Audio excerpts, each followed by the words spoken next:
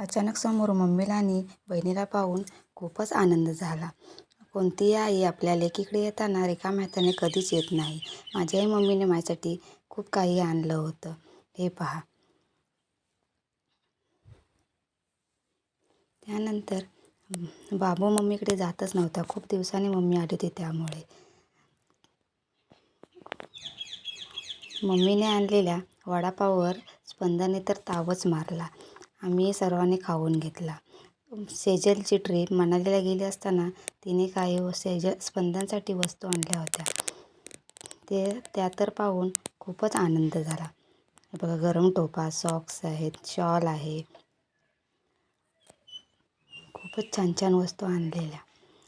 स्पंदन तर पूर्ण घरभर घालून फिरत होती. तिला तर खूपच सर्व वस्तू आवडलेल्या.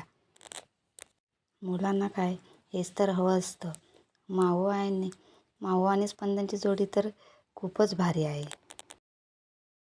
मम्मी आले म्हटल्यावर चिकनचा बेत तर झालाच पाहिजे.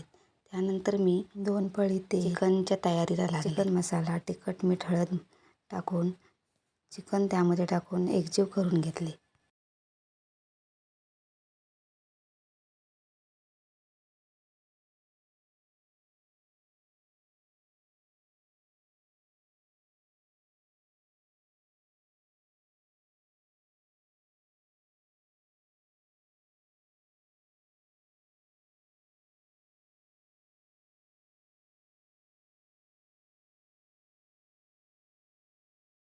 तर हे पहा, इथे चिकन रेडी आहे आणि चुलीवरती मटण शिजतंय.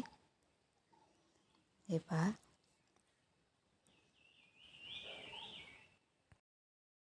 त्यानंतर जेवण रेडी झाल्यानंतर सर्वांनी आम्ही जेवून घेतले.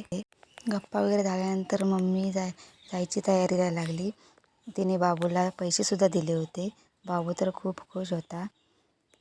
स्पंदन तर जायला तयार झाली होती. तर बाबू आता मम्मीला सोडतच नव्हता. मम्मी जेव्हा आली तेव्हा बाबू मम्मीकडे जात नव्हता आणि आता तर तो मम्मीसोबत जायला तयार झालेला. तर मम्मी आली काय आणि गेली काय समजलंच नाही. दिवस पूर्ण खूप छान गेला.